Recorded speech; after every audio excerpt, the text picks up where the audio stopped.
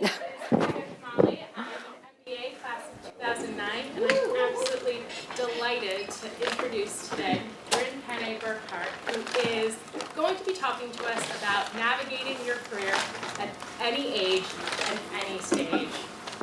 So just to give you a little bit of background on Bryn, she has almost 20 years of experience working with international and graduate business schools, and she's been here at MIT since 2006, so those of you who have been here will remember her. She works with employers and students, and now she works specifically with alumni, and she will help alumni with their CVs, cover letters, how to present yourself on LinkedIn, networking, salary negotiations, how best to present yourself in interviews. So an absolute brilliant resource for all of us.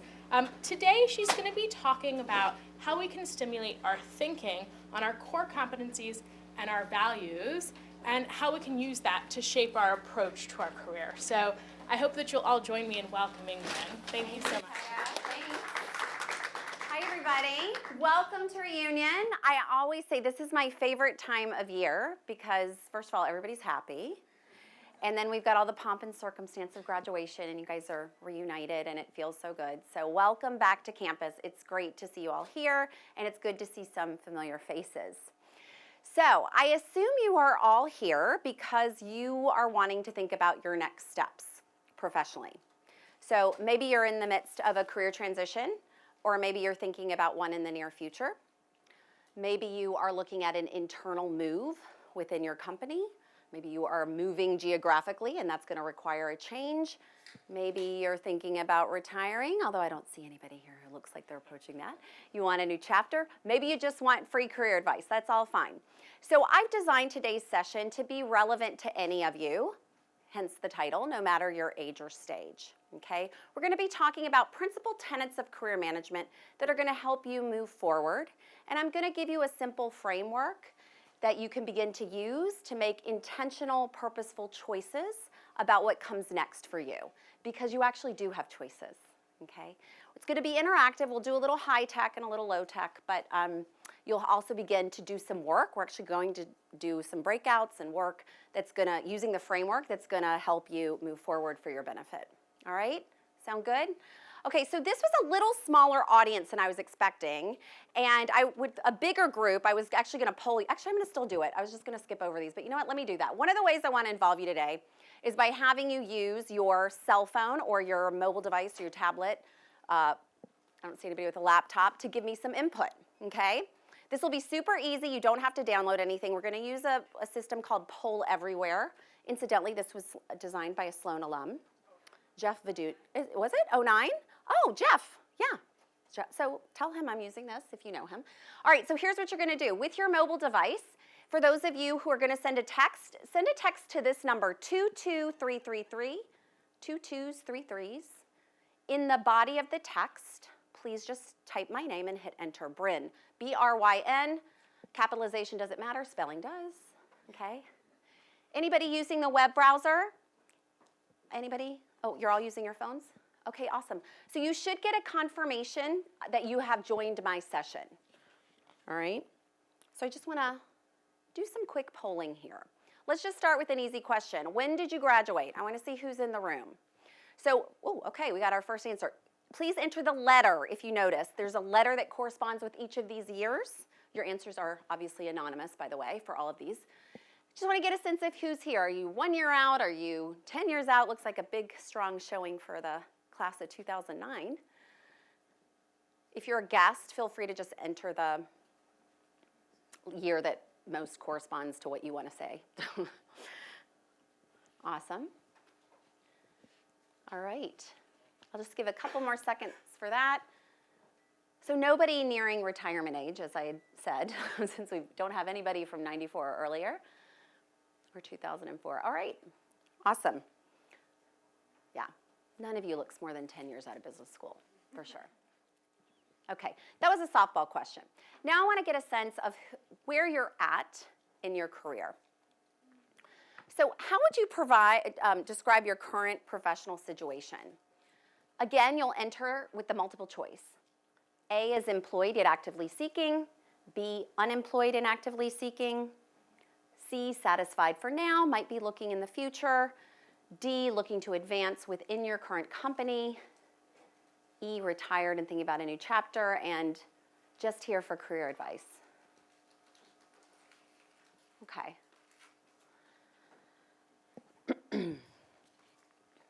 So what I love is that people are employed yet they're here because they're thinking about what's next for them. Also satisfied for now might be looking, this is a great session to be in. All right, thank you for that. So as I said earlier, I can handle any of these situations up here. So what we'll be talking about today is relevant for any of you. I want to begin by introducing the concept of your thinking about your career as being in permanent beta. I got this from a book called The Startup of You. It was written by Reid Hoffman. He's the founder of LinkedIn. He and his co-author, Ben Casnocha, talk about approaching your career management in an entrepreneurial way, as if you're part of a startup.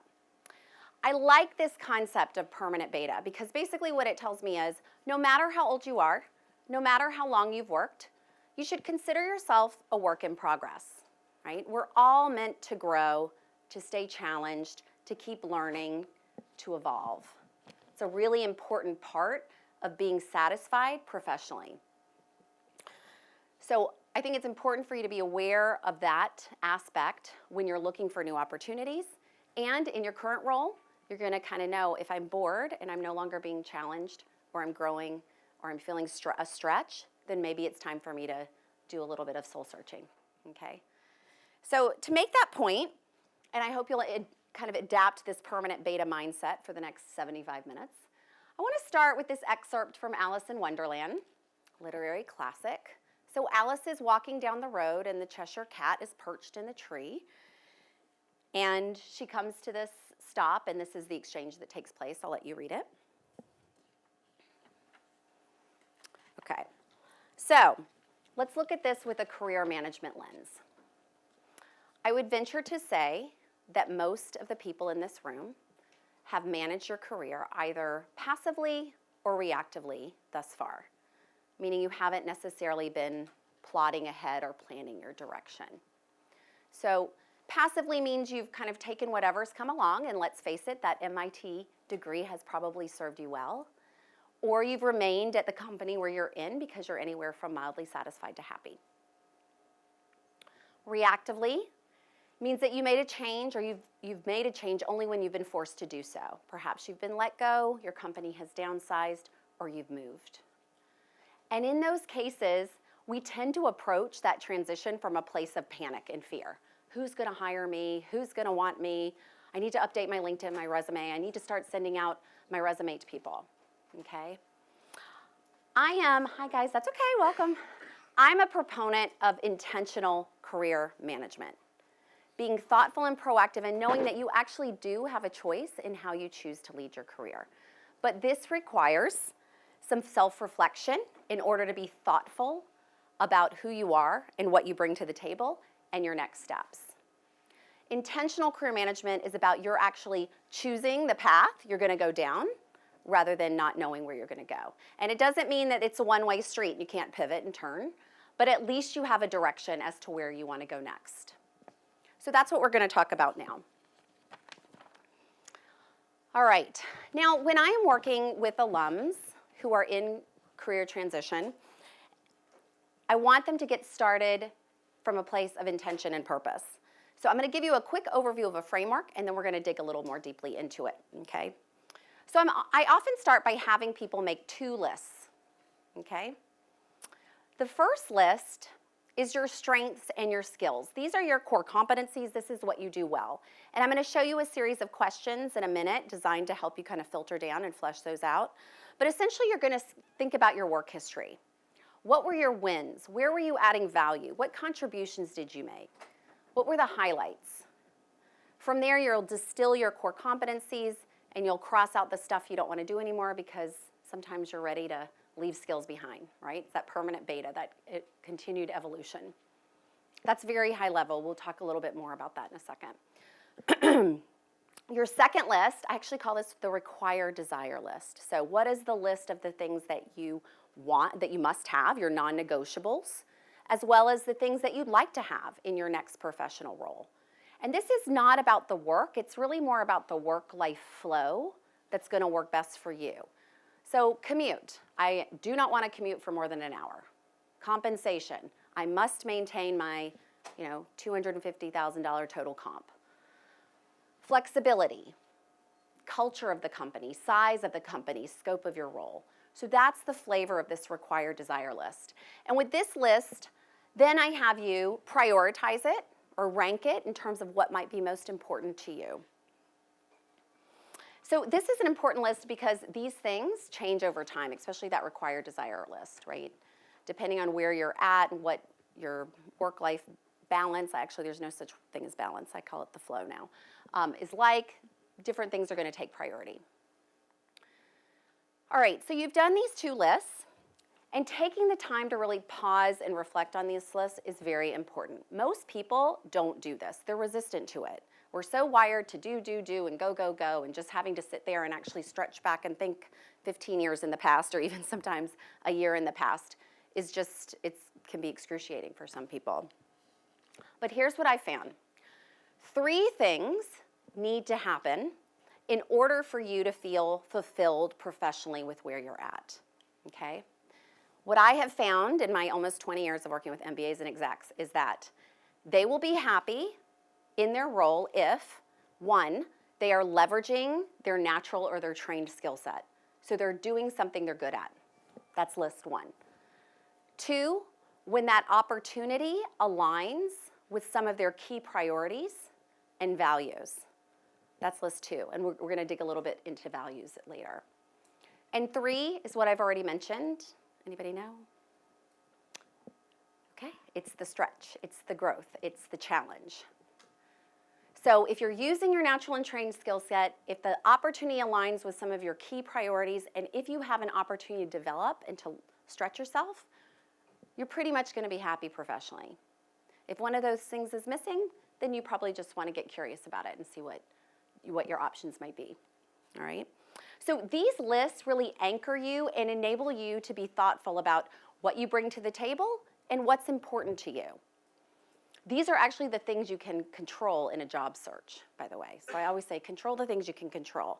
So rather than being reactive and panicked, right? Who's gonna want me? I need to update and change my cover letter based on all these different job descriptions I'm seeing. You can actually approach it from a place of strength because you're starting internally. What do I want? What do I do well? Okay? So when you've grounded yourself in the things that you can control, then comes the third part of this Venn diagram, which is the market. You can't control the market. You can't control the opportunities that are going to be available to you in the market. But if you've started first with what you're good at and what you want, then you have a better chance of getting to this sweet spot. And what I love about this is I've seen it open up possibilities for people that they've not considered before. New industries, new companies. That's really where you're gonna have the best chance of making an impact and being satisfied. Any questions on this framework before we move forward? Feel free to push back. All right, okay, good. So I want to drill down now a little bit more. I'd mentioned I have a list of questions that I will sometimes give to alums so that they can begin to work on their core competencies, because some people are able to say, yes, I am great at strategy and I am great at communication. Some people it's a little bit harder, and also just because you know what you're good at, you want to always have evidence to back it up. So in a few minutes, you're going to do a reflection exercise on your strengths. And here's the questions I'm going to have you kind of consider. What problems did I recognize and solve? How much did I contribute to revenues or profits?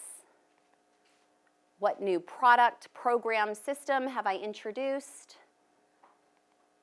How did I save the organization money or time? How much? Quantifying things is always good. How did I effectively manage others? In what decision-making or planning did I participate? What awards, bonuses, or promotions did I receive? What challenges have I overcome? What am I known for?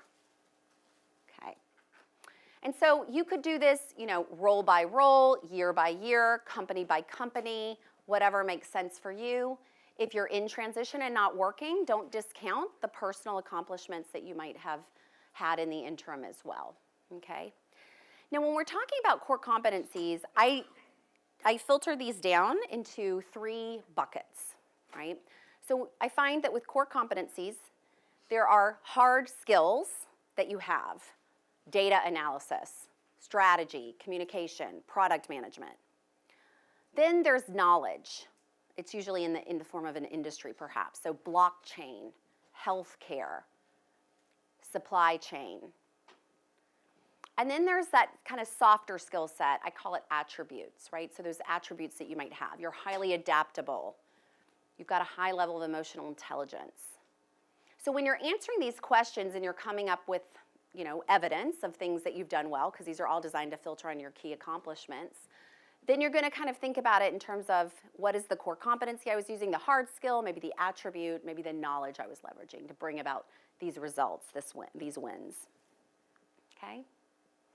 Any questions or thoughts on these questions? I'll take questions along the way. Yes? Can you get copies of these slides? You will, yes. Okay. Mm-hmm. Yes? I was wondering if the sort of cheat lists that you have, or kind of starter lists, is that it handy to go through a list? Oh yeah, that one. Start list of. Oh. Do I have it? Well, I don't, although I will say, I don't have something to distribute to the group, although I will say this Next Steps Career Handbook, I like it very much. I think it's like $18 on Amazon, and it walks you through kind of soup to nuts.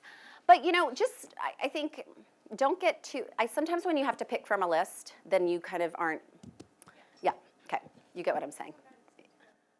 I get it, yes, I agree. Let's do some work, okay?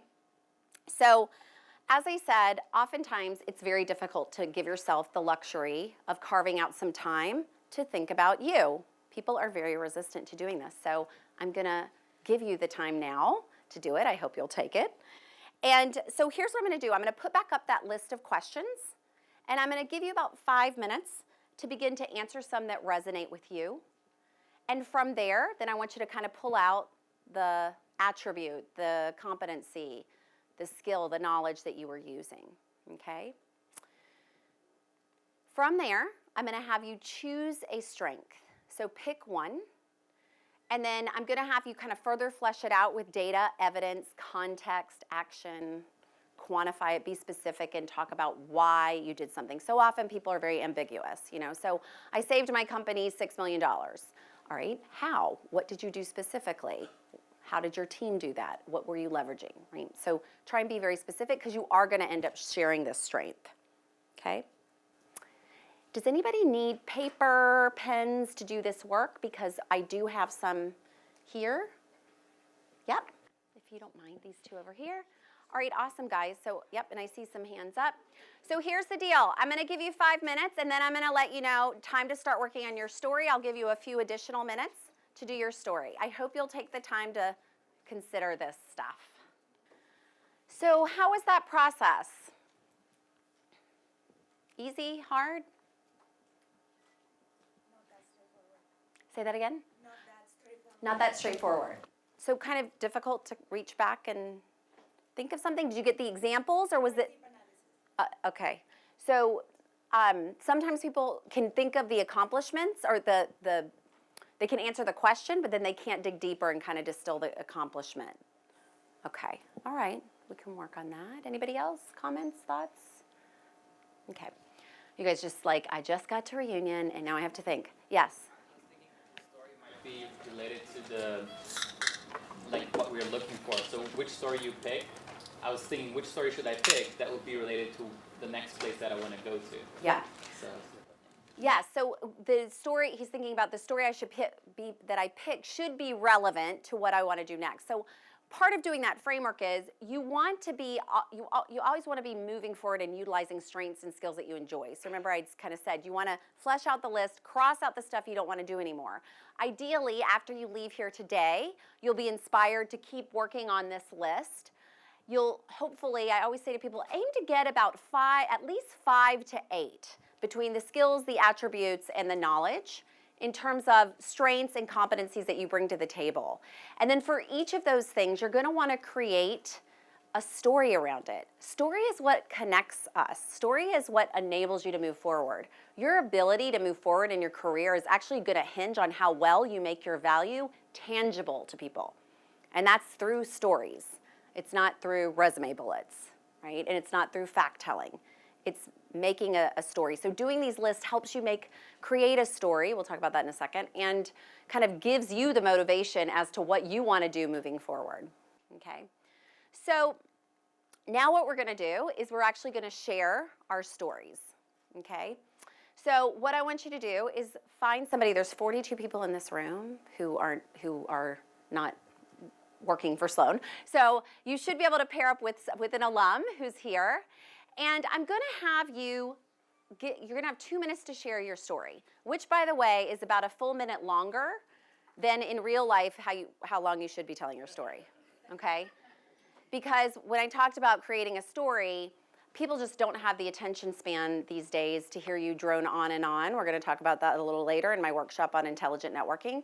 So you really need to hone your story down to a minute and 30 max. But today I'm going to be generous and give you 2 minutes to tell your story. Then your partner's going to listen to you, and he or she is going to give you feedback. Give 1 minute to give feedback. Did you provide enough context? Did I understand the detail?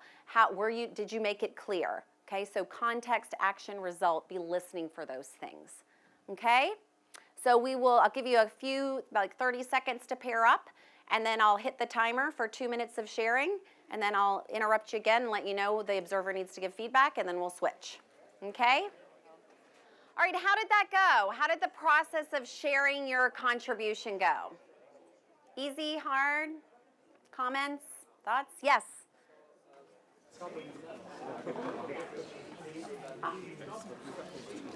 Okay, true. He's saying that when you have data to share, when you can actually quantify your results, it's easier to share. I would say it's easier to share the impact, but then the skill itself, what was your skill that you were pulling out from that? Yes. Government relations. So like within the lobbying, sometimes it will be kind of easy to show, but sometimes it's not. So like for example, I'm a Japanese and for US-Japan trade negotiation, a company like us have to avoid a risk. For example, like saying we avoided the risk is kind of very difficult to explain because it's not like a profit.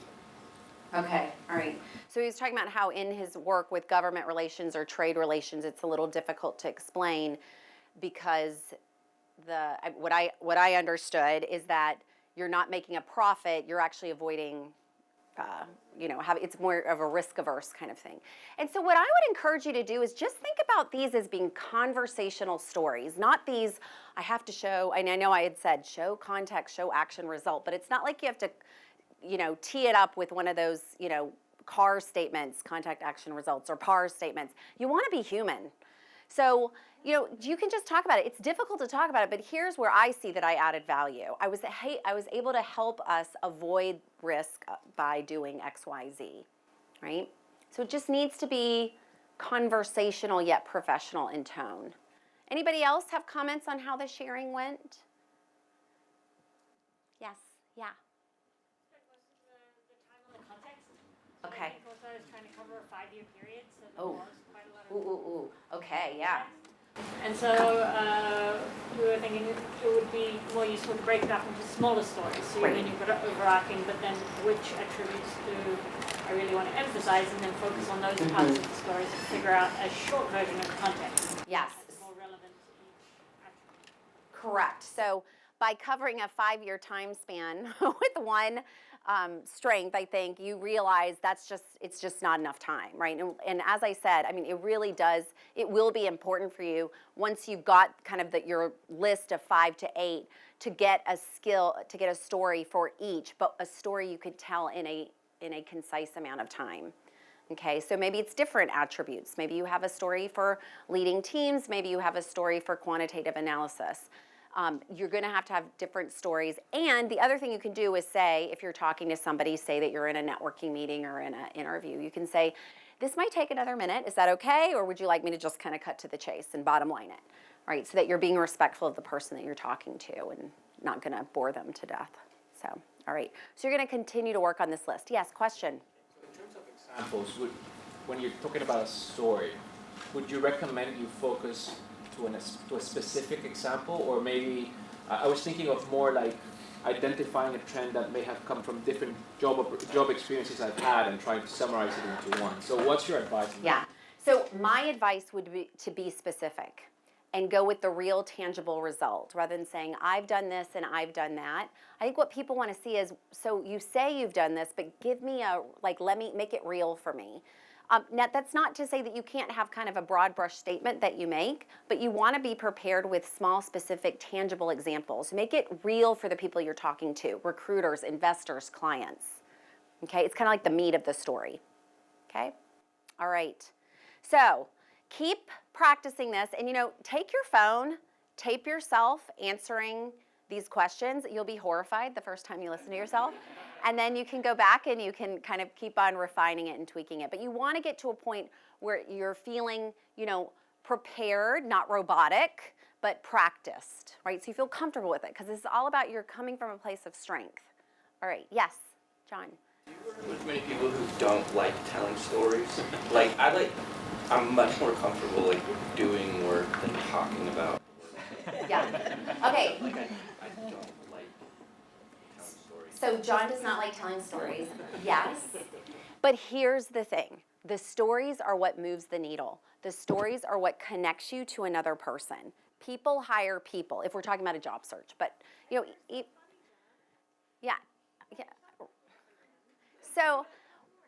So here's the thing is, you want to be you, right? You can't fake it, or actually you can kind of fake it till you make it in some ways, but we'll talk about that later. But you can't be inauthentic, but you also can't, I would say, I would push you to try and just tell a conversational story as if you were chatting with, a peer or a friend or someone here at Reunion, versus making the first time you try and tell your story be a very high stakes type of interview. Does that make sense? So I hear you, I empathize with you. That is kind of that I do get that. Not often, but I do get it. Not often, but the importance of telling story is it just really has the power to move the needle in terms of your ability to connect with people and to have them really understand the depth and breadth of what you bring to the table. Yeah. There's actually a Harvard Business Review article called What's Your Story? It was written by Hermania Ibarra. If anybody, she's a career management person. She's a professor at INSEAD, but she has a book called Working Identity. And she actually talks about exactly why this storytelling is so important and kind of gives some context. It's a little heady and academic, but it's a short HBR article if you want to take a look at it. Okay. Now I'm just going to give you some examples, and maybe this will help you too, John. When I'm working with alums, so I have them, then they like to get into their spreadsheets, right? Because that's what we love to do here at MIT. So I have them kind of get their answers, and then from there I was saying how you pull out the hard skill, the attribute, the strength. So this is just an example of an alum that I worked with recently. If you look at his strengths, he was identifying, communication, working cross-functionally to build product innovation in particular. And then the second step to this is a different alum's spreadsheet, is then you take the strengths and you put it into the short stories, the stories that have the result, that have the impact, okay? So this alum has identified, actually there's a list of 8, because they do exactly what I said. I said 5 to 8. He's like, I got my 8. Just do do your best. And then come up with a story that's going to make it real, okay? All right. So that's our strengths list. Now what I want to do is go back to our second list, and that was that red circle, the required desire list. Okay, this is about what you need and what you want in your work-life flow. So this includes things like location, right? I must be Boston-based, or I can go anywhere on the East Coast. Your commute. Every year I work with people in the Bay Area. This is a big one on their list. I'm not commuting for more than 90 minutes. Compensation. For most of us, this is still a need and not a preference, right? But you want to be thoughtful. I have a whole series, I have a couple webinars on this. If you've seen any of my career webinars I've done for MIT Sloan Alumni Online, one on compensation conversations and one on salary negotiation. I suggest you take a look at those because you want to have a sense of your market value, especially if you're thinking about making a transition. Benefits, right? Benefits are important. The company culture, the mission, the values, the size of the company, the team and colleagues you're going to be working with, or the team and colleagues that you're going to work for, or who will work for you. The level of autonomy that you have, really important. The career trajectory, right? Where is my stretch going to be? What are the opportunities for me to learn and grow in this next role? Travel, I always work with consultants every year who don't want to travel anymore. Then I work with people who want to get into consulting. So travel, you want to travel, I want to travel 50% or less, I want to travel 20% or less. Any other lifestyle considerations? There's so many different things. Worked with somebody last year who was very into CrossFit, and that CrossFit schedule had to be adhered to. And then just, flexibility of your schedule. Working from home, having flexible work hours, work days, whatever works for you. So I would think about what on this list resonates for you, and then set your own parameters around it, right? It's good to think about where you're at personally. And in addition to looking at this list for inspiration, I would just encourage you to think about when were the times professionally when you were really energized and jazzed about going to work? When you were feeling good, work-life flow was working for you, what was happening? What was your day-to-day like that enabled that to happen? Because that often will give you clues about things to add to this list. Does anybody else have anything that comes to mind that might not be up here? Well, I guess I've cultivated a pretty good list over the years now. So this is a good touchstone for you to look at when you're evaluating opportunities too, especially when you've got multiple offers. You've got offers that are all going to leverage your skill set, but some may meet your priorities more than others. Okay? There's one more. Oh, yes, please. Industry. The industry? Okay. Say that again? My wife would prefer to be in healthcare. Uh-huh. Finance. Right, so the industry, yes. And so that is, to the point, and I'm not sure if you were here, we talked about the market too. If you're looking just at your skills and your needs and preferences, it can open up new industries for you too. Yeah, and sorry, yes? Company trajectory? Yeah, the company trajectory, right? What is the future of this company? Very good, that's a good one to add. P&L responsibility that you might have, I don't know. All right, cool.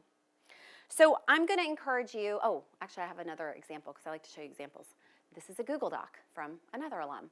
And what I love here is, he's kind of taken the topics I mentioned in the prior slide and he's got his own definition for what he wants, and then he's done this kind of star shading, grading with variation.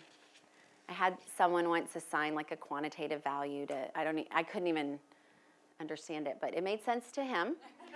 And he felt very comfortable in his in his required desire list. So this is another way you can do it. And as you see, this alum, has done, this is for those coming to my intelligent networking this afternoon, we'll be looking at his other sheets. So contact tracker, activity tracker, so you can get your Google Docs all ready for any transition you're in.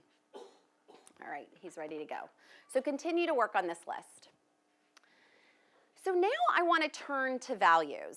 I mentioned this earlier because values will be part of your required desire list. Now, by values, I don't mean your morals or your ethics. These are often intangible things that aren't conscious for us. Let me get a little more granular. I'm going to give you the Webster's definition. Okay, so your values, according to Webster's, are that which belongs to the essential nature or constitution of a thing, or a person, or a department, or a company, or a family, okay? So your values should come into consideration as you do your required desire list, but these things are not always conscious for us. Clarifying your values helps you understand what's important to you. It's actually kind of the essence of who you are. They're very intrinsic. They define you. So living our values or having some of our values align with the work we're doing is key to being fulfilled professionally. You know, there's some people who have like a work persona and they're just doing work and they have a certain way that they have to behave and act.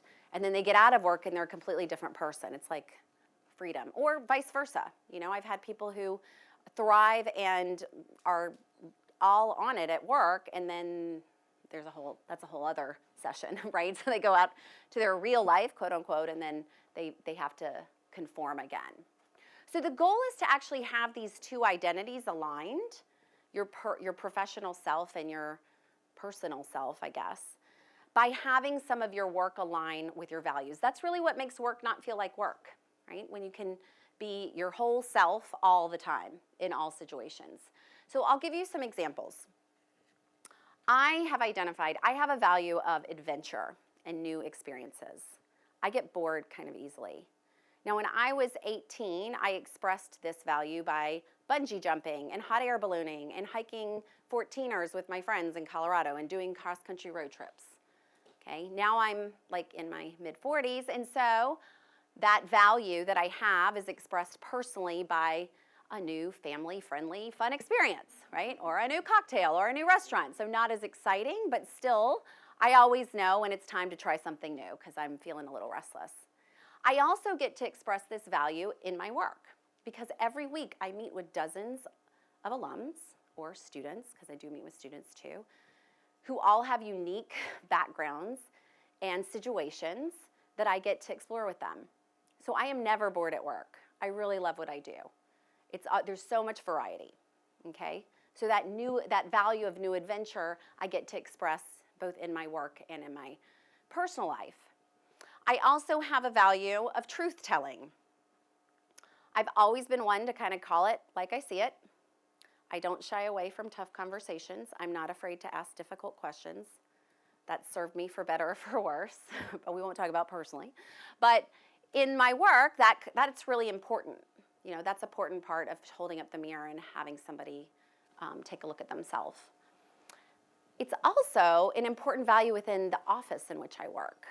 Hasn't always been that way, but we've had a change in the last year and a half, and we've had a new assistant dean of the career office at Sloan who's come in and said very clearly, truth and transparency are key to this culture. We actually have a new culture wall we've designed that has one of my favorite quotes. It's a Bryn Brown quote. It says, "Clear is kind, unclear is unkind." So being able to be clear and transparent is also a value that I get to honor in my role, but it's also part of the culture in which I work, which makes it it makes it a good place for me to go to work, right? I couldn't work somewhere where it was secretive or the goals weren't clear, we weren't sure what we were doing or what we were aiming for. There was just a lot of ambiguity. Make sense? So when you honestly assess your values, your next steps become a little clearer. So we're going to do another short exercise. It's going to be a values clarification exercise called peak experience. So we all have peak experiences in our life that stand out for us. A peak experience is a time in your life where, really life was sweet, right? It could be a moment in time, like crossing a finish line or just doing something you love or just an amazing meal that you had. Or a peak experience could be a period of time in your life, maybe your college years or your childhood summers at your grandparents or a really amazing, memorable vacation. Peak experiences can happen. Let me keep up with my slides here. They can be personal or professional in nature. You'll notice I am giving personal examples, and I guess sometimes when you're doing professional examples, you can get hung up kind of on those shoulds and external, messages like I should be happy, but whatever. You go with whatever comes to you. Well, when it comes to that, it can also be any time in your life. childhood, adolescence, adulthood, last week, whatever, okay? So, we're gonna do a 2-minute visualization to revisit a peak experience, okay? You guys down with that? Don't feel self-conscious. I do this with alums all the time. They find it actually insightful and eye-opening. Here's what I'll say. Don't be self-conscious. Everybody's gonna have their eyes closed. And the more you give yourself over to the process, the more you'll get from it. Cool? Agreed? All right. You guys ready to play a little bit? Okay. So here's what I'm gonna ask you to do. Just get comfortable in your chair. Feel your feet on the floor. Get grounded. Feel your back against the back of the seat. And when you're ready, I'm just gonna have you close your eyes and take a deep breath and just kind of get yourself relaxed and settled. Just kind of settle into yourself. Feel yourself get grounded.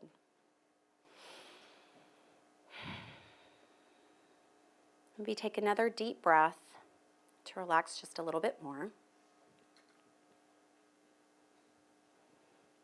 Let all the tension go from your neck and shoulders.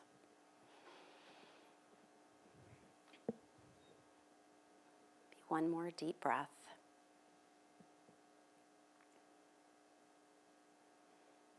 And get still.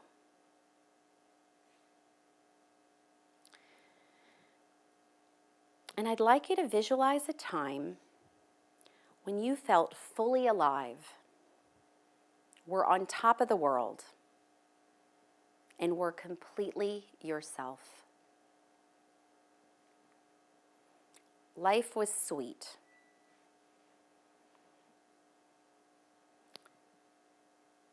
Picture yourself in that moment of time.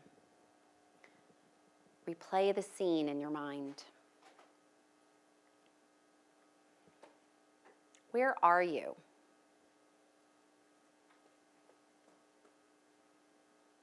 Who are you with?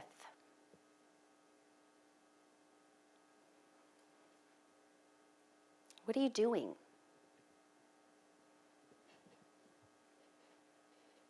What's happening?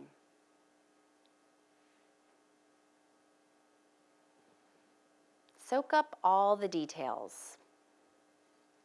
The setting, the weather,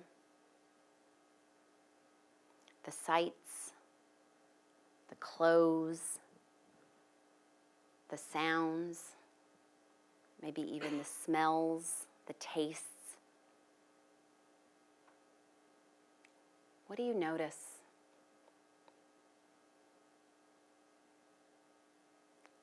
What's here for you?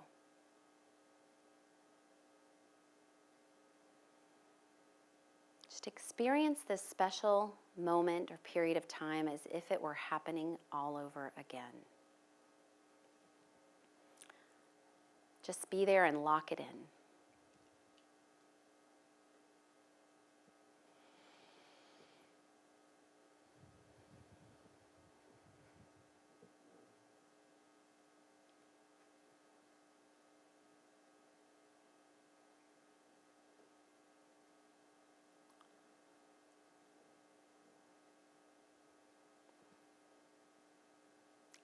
And whenever you're ready, I invite you to return to this space and this time.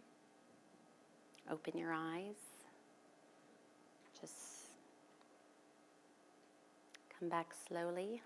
Stretch a little.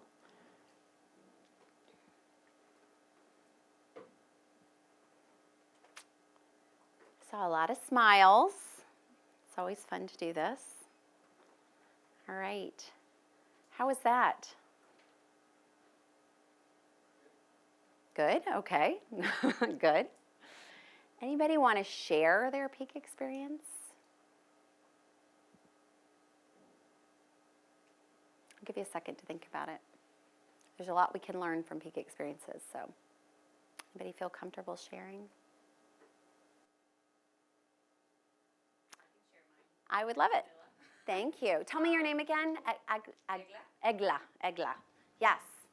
My peak experience actually happened last week, apparently. Last week, awesome. I'm gonna just take some notes because what I'm gonna do is I'm gonna try and just distill some values I'm hearing as she describes her peak experience.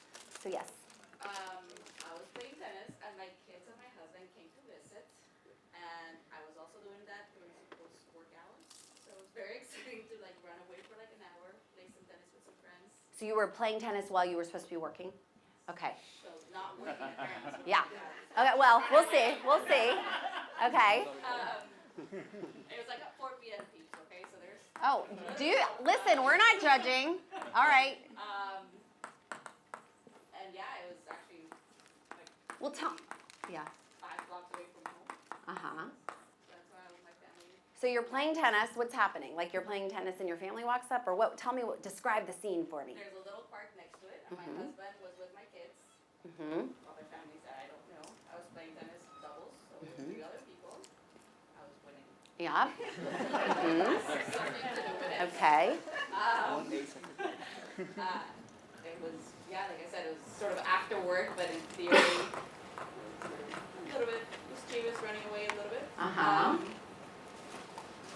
It was warm. It was warm. Last week. Okay, so like the weather, you were outside. Where do you live? Virginia. Okay. Okay. All right. Can you tell me anything else? When I said kind of, what'd you notice? Like, what was the setting, the sights, the sounds, the weather, anything come to? Very lively. Like there were Okay. tons of people around. Okay. There's multiple Okay. courts where I played. So Okay. So there's activity going on. There was activity. Okay. My teammate and I were playing very well together, so it wasn't just about winning, but it felt good too. Mm-hmm. Okay. No, it was very Okay. vanilla. Yeah, well, I mean, I can't, yeah, so that's what you got, that's good, and that's good. So here's what I'm hearing. The first thing you said is I was playing tennis. I assume tennis is important to you, or sports or activity. You like to be active. You like to, like, do you do this regularly or not regularly? Okay, so tennis is an important part of your life, or is it like exercise in general, or? It's mainly tennis is my exercise. Tennis, okay, Tennis. yeah. What do you like about tennis? I like it that it's fast paced, so I can't think about anything else while I'm doing it, but I also feel like you can make little adjustments and you do better or you do better. So it's something you can keep improving on? So it's like kind of getting continual improvement kind of thing? Okay, all right. So that's what it gives you, as well as, I assume, the endorphins and the release and the activity, right? And it's like stressful if you hit the ball really hard then. Yes, oh my gosh, whacking the ball, yes, love it. So that's not a value, but you could create a definition around it, which we're gonna do in a second. Okay, so what I have is I have tennis, like that comes down to, continuously getting better, really trying to work together with a teammate. She talked about working with your teammate kind of makes it even better. So I've got that here, continual improvement, that release is what I wanted to say, the stress release or the activity. Then you talked about your family and they showed up. What was the importance of that? I don't know, it made me feel like, well, it's really nice to see my husband play with my kids. It's kind of like a nice visual in general. And also that I wasn't taking care of them at that moment. Yes. So your family was happy. Exactly, happy family, I guess. Happy family, yeah. I mean, like I said before, it was also 4 p.m. so that my husband also had that flexibility to like go pick up the kids early from daycare and sort of meet me where I was. Yeah, yeah. Well, we all live such busy lives, as I was saying. So when you're working full time and then you're doing something you love and then the people you love show up, it's like, oh, this is awesome. I'm doing everything I like. I've got tennis, I've got my kids, my husband's taking care of them. I've got a partner who I can rely on. I'm assuming, I'm just not trying to pull it out. Okay, then I also heard something around achieving, because you said you were winning. Say more about that. I mean, it's tennis, it's doubles, so it's fast paced. Yeah. And So it's part of the sport too, I think, right? Yeah, and for me, winning is important, but when I'm playing tennis, but also the feeling of thinking that I'm playing well or that me and my teammate are playing well versus just winning because somebody else is maybe not doing great. So that achieving, I would see it more as like, knowing that you're doing something well or right and Yes. feeling good about it. Yes. So doing well, doing your best, putting out effort. And then I have the teamwork and the working together. I apologize if you cannot read my writing. I don't know what to do about my handwriting anymore. I cannot. It's so bad when we type all the time. All right. So you know, I think, and the other thing I didn't mention that you had said was like it was warm and it was like being outside and outdoors. Is there anything around that that's important to you? I like the idea of being outside. I wish I could say I'm an outdoorsy person. Okay. I'm really not, but I. So just kind of a, yeah, it I wasn't. think it also had to do with the fact that I was supposed to be in front of a computer and I wasn't. Yeah, okay, so what would that be? What do you think that's telling us? Saying boutique was great. Yeah, kind of like a little disregard for the rules or, Yeah, maybe. Like, I felt like I had done my job, so I didn't feel any guilt. yeah. Maybe it would be different if I Yeah. thought that I was, like, skipping on something I had to do, but I felt like, I worked pretty hard today, everything that I had to do was done, and so let me go enjoy this. Okay, so it's a little indulgent, kind of what you're doing. Okay, all right. So one of the reasons that we do peak experiences is you can identify or get some of the things that are important to you when you analyze them. The reason they're called peak experiences is because there are times in your life, and we have many of them, right, where you're just being completely who you are. Where you're in a happy, good groove because you're honoring your values. Okay? So I pulled out things like tennis, activity, continual improvement, stress release, fast pace, teamwork, doing well, achieving, happy family. Do any of these resonate with you? Okay, so can you let's pick one. I'm going to do one more thing. Just drill down a little bit further on this. Just pick one value. I'm going to go over here now and write. Continual improvement? Okay, continual improvement. So let's say you have this value of, getting better, right? Continual improvement. I mean, I had already mentioned earlier, we all want to keep learning and growing in order to keep evolving, right? But for you, it's something that you've been able to, it came out because it was part of your peak experience. So give me some words, thank you, or phrases that continual improvement means for you. I guess challenging myself. Mm-hmm. Challenging myself. Anything else? Learning and training and Learning and training.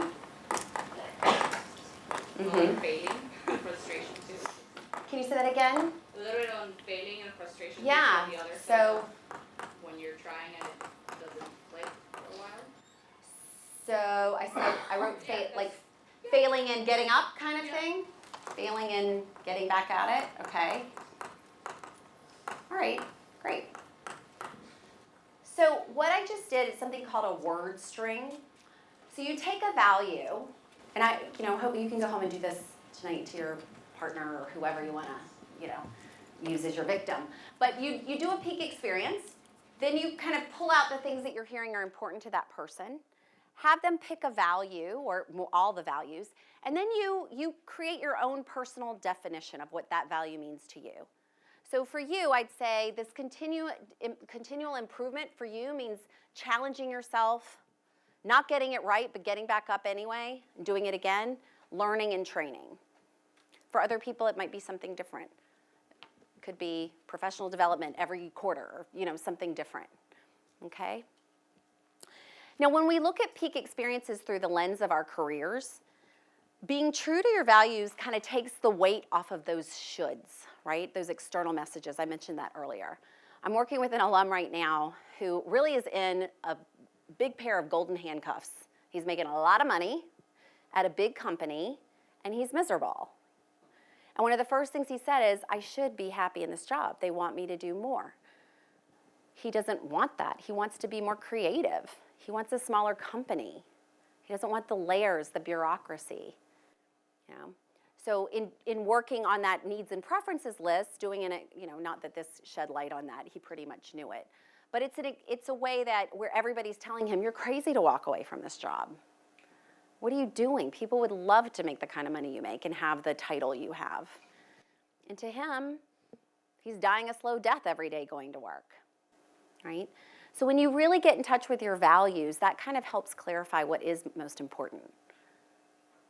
And the peak experience he had was beautiful. It was being with his kids on top of a mountain, skiing on a gorgeous day, and getting to do the things he loves and being with the people he loves and being outside. And so, it's just one of those things that, and then, he hasn't done it in 2 years, right? So, getting in touch with those peak experiences can sometimes really shed light on values you have. If you do more than one, You might get confirmation of values you previously discovered or learn about new ones that you hadn't considered. Okay? When you're living a life when you can be who you really are, like I was saying, aligning that work self with that personal self, that's when it really matters. Okay. How are we doing on time? Okay. Okay. So, yes, comments, yeah. I have two questions. One is when recalling this peak experience, there's the concept of remembering self and experiencing self. And when I was doing this exercise, I realized that I thought about this period of like 2 months where I was very happy. But then when I tried to think of like a specific moment, I couldn't think of one that I felt these very positive emotions. It was like at the time I was quite busy, etc. But I remember it as a great time. So I was wondering, how do you think it could help for us not to have a biased memory of what happened? So something that we think it was peak, but maybe if we go into the details, Yeah, I would just play a little. I mean, give that memory over to yourself. Like, try and experience it. Pull out what you can from it, and do others. So I think just doing it more than once, not in a row, because then you can get a little burnt out. But if you were to do this again tomorrow, something else might come to mind. Yeah, I think so. And then we can talk offline too if you want. I could probably dig some stuff out there for you. Okay. What I'd like to do is I'd love for you guys to have the chance to share your peak experiences with a partner if you like. I was sensing a little hesitancy from this group, but maybe in a small group it will be a little bit better. So I'm going to ask that you pair up maybe with somebody new maybe. And then what you're going to do is you're going to you're going to share your peak experience. I'm going to give you 2 minutes, and the person's going to write down the values they hear expressed. And then I'll stop you, and then the observer will have a minute to kind of talk about those values. And if you have time, you could do a word string or two, and then you'll switch. Okay? Sound good? All right. Get going. I'll give you a few minutes to pick a partner.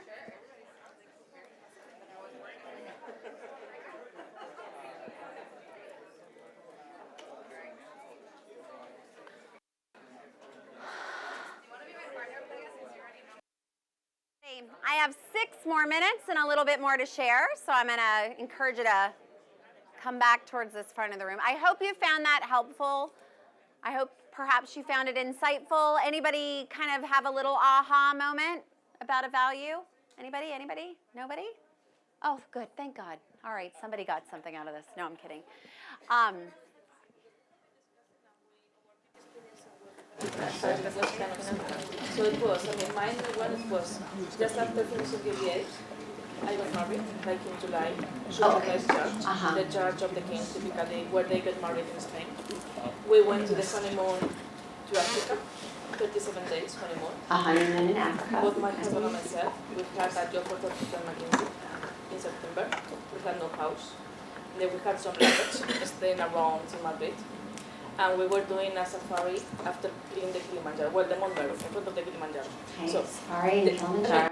This is a good experience, yes. I'm married. Yeah, but we were discussing, and it's because I have a picture in my room about that moment. So I don't know if it's biased memory or not, but I have a picture and I keep it in my mind. The question is, now we have 3 kids. My mom passed away from 2 months ago. My brother got a cancer. How do you translate that big moment into my reality in this moment? Okay, so so peak experience. So it's not about how do I get back to a place where I'm in a peak experience. It's okay. But in general, because the main underlying argument of that peak momentum was about freedom. Freedom. Was about accomplishment of something. Yeah. Was about as well something about the confidence that the future will look great. Yeah. We have no clue. But the feeling that moment was about that.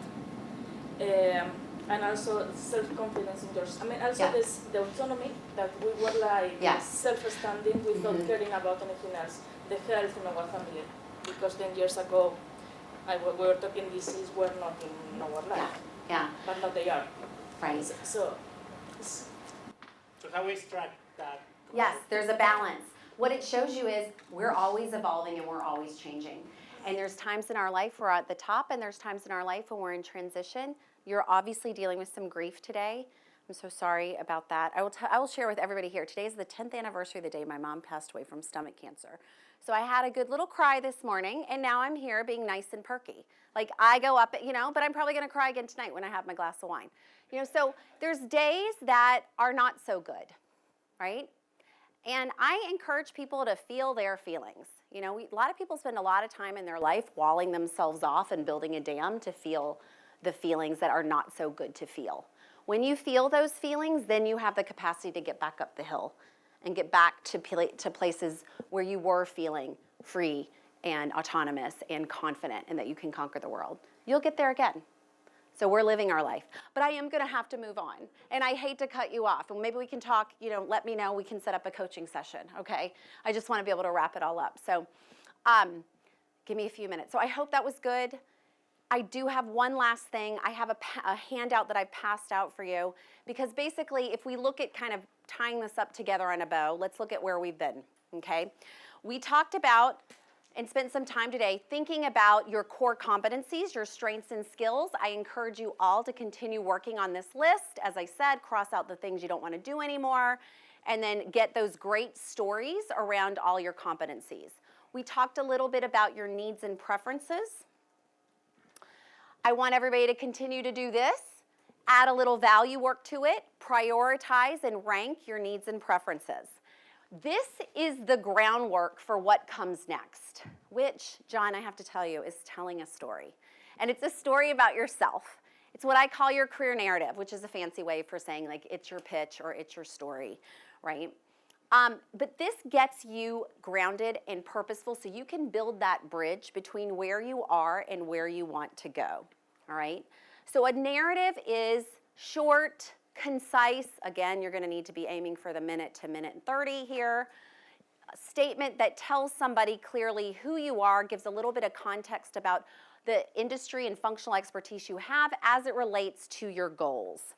So it includes, I'm kind of flying at this point, sorry, I just want to stay on time. And you've got the handout there, who am I professionally? So set yourself up in some sort of context. It could be your job title. I'm an executive career coach at MIT Sloan that works with alumni in career transition. It could be kind of your industry. I'm a COO and systems thinker. I'm a blockchain expert. I'm a healthcare executive who focuses on XYZ. It could be a quick arc of your career if you've had an interesting career. I'm an engineer by training, but I've spent the last decade at Google doing product management from everything from cloud to software verticals to whatever. I'm just talking about all the people I've worked with recently. What do I do well? This is where you pull from that strengths list. So again, you can't just say, you don't ever use your narrative as a chance to walk someone through your resume and your career history in a chronological order. You want to pick those things that you want to anchor yourself in and have those good tangible stories to tell around it. So you want to be able to give examples there. And then the third part of putting together your narrative is, where am I going next, right? If you're not in job search or if you're not in a transition, then you can talk about the work I love to do is, or the work I'd love to do more of is, or here's what motivates me, right? You're going to pull from that required desire list and that values list that you come up with yourself. So doing that groundwork is really important, and it actually motivates you. It gives you the self-confidence you need, because it's bridging kind of where you are and where you're going. You're making sense of it for yourself. When you get it yourself, then you can make it more clear to others, if that makes sense. So with it, you have some purpose. You have that direction, back to that Alice, slide. You kind of know where you're going. You're going to use your narrative throughout your process. I'm assuming I'm talking about in terms of a networked job search or a career transition. You'll use it in everyday introductions and conversations. You'll use it in your cover letters, your cover notes, your cover emails, your resume. Your LinkedIn should have some threads of it. You'll use parts of it in your interviewing, in closing offers, negotiation. You'll use it throughout the search.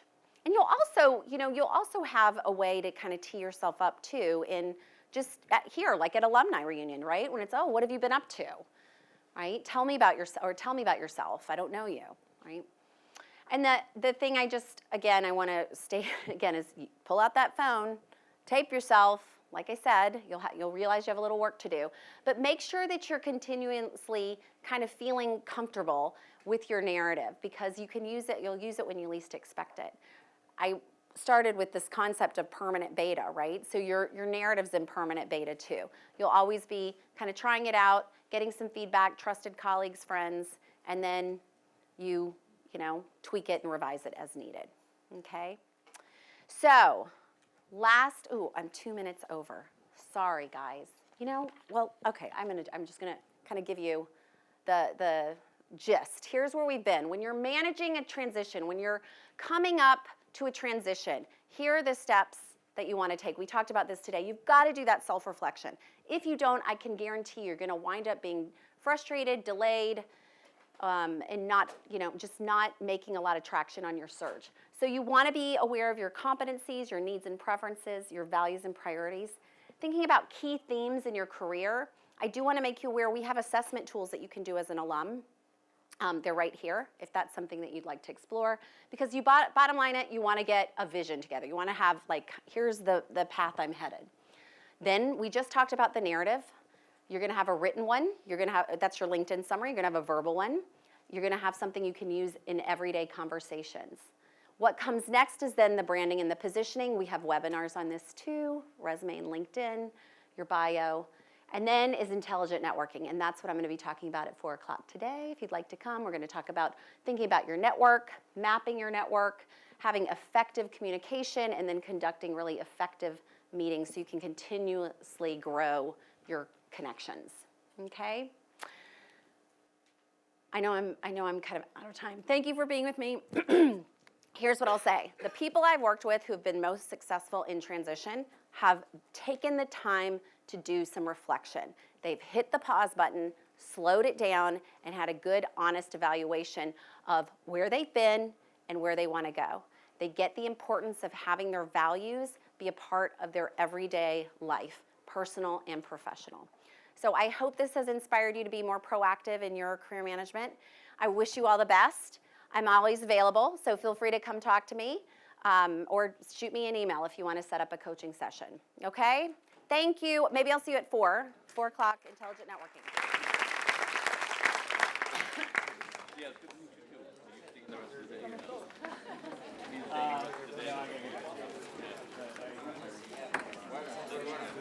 When are you going to come out of your retirement? Well, enjoy.